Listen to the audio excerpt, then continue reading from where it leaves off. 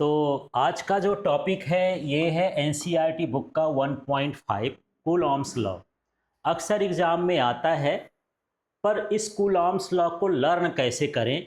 तो केवल एक फार्मूला आप लर्न कर लीजिए, इससे आपको स्टेटमेंट वगैरह और इसका जो डायग्राम है इसकी सारी चीज़ें आपसे बन जाएंगी।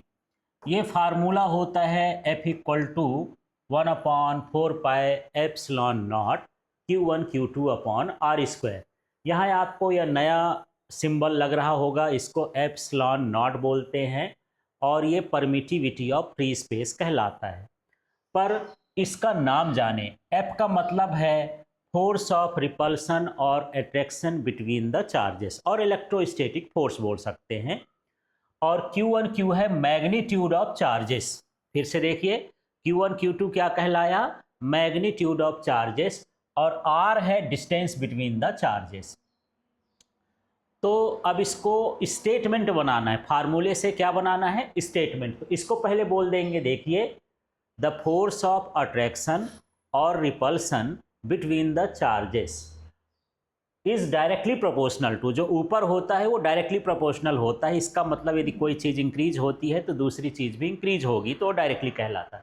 तो यहाँ पर फोर्स ऑफ अट्रैक्शन और repulsion between the charges is directly proportional to the product of magnitude of charges. इस चार्जेस के बीच में कोई साइन नहीं है, तो इसको क्या लिख देंगे? प्रोडक्ट।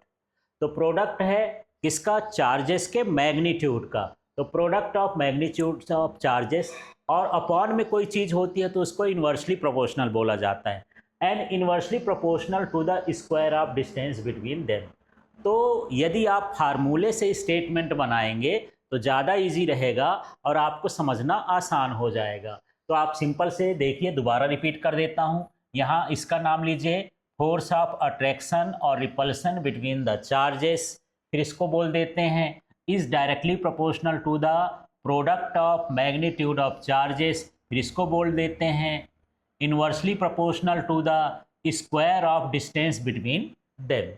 इस तरह से ये कूलॉम्स लॉ का स्टेटमेंट होता है। तो देखिए, इसको क्या लिखेंगे?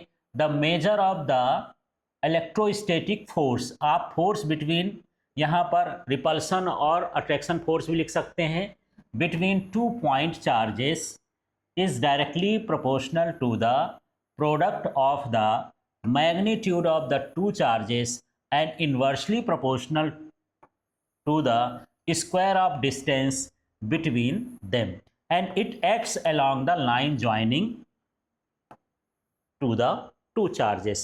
तो इसका डायरेक्शन आपको लिखना हो लास्ट वाला तो ठीक है, नहीं ज़रूरी नहीं है। इसका डायरेक्शन जब हम दो चार्जेस को कनेक्ट करते हैं जिस लाइन से, उसी लाइन के डायरेक्शन में होता है। तो इस तरह से ये कूलॉम्स लॉ का स्टेटमेंट है। अब हम इसको फार्मूले के फॉर्म में लिखेंगे। कैसे लिखेंगे? तो जो स्टेटमेंट है उसके हिसाब से हम मान लेते हैं कि यहाँ पर 2 पॉइंट चार्जेस हैं। कौन कौन से? Q1 और Q2। तो लिख देते हैं if 2 point charges Q1 and Q2 is kept at A distance R in the vacuum, then the electrostatic force acting between them is। तो यहाँ पर हमारे पास दो चार्ज हैं, पॉइंट चार्जेस, उनका मैग्नीट्यूड Q1 और Q2 है और उनके बीच की डिस्टेंस R है, और उन तो उसमें फोर्स कितना लगेगा ऐसे लिखेंगे।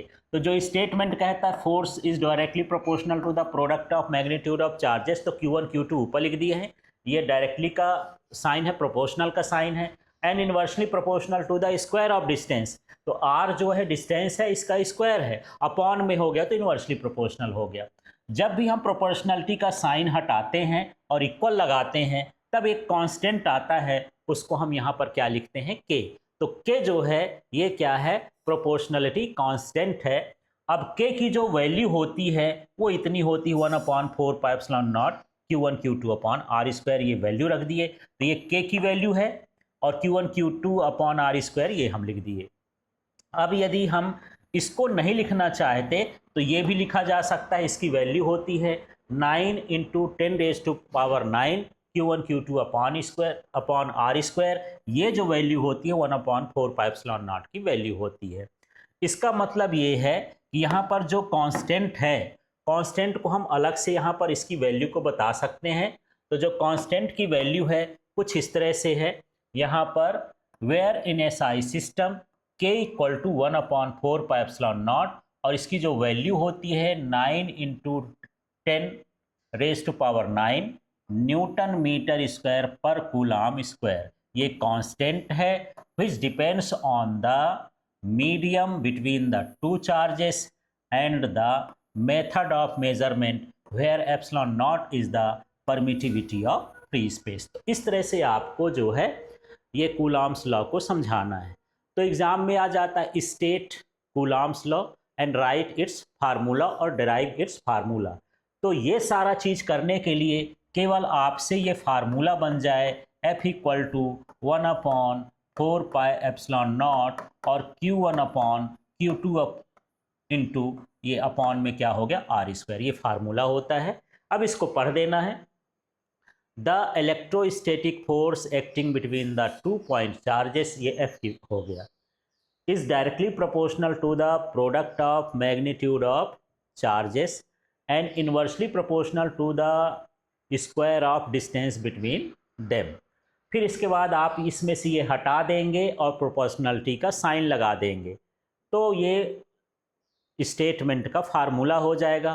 फिर प्रोपोर्शनलिटी का साइन हटाएंगे तो इक्वल करके के लगा देंगे, अब के की जगह ये रख देंगे। तो ये फार्मूला आपको लर्न है तो सारा कुछ बड़े आराम से आप बना सकते हैं। अब चलिए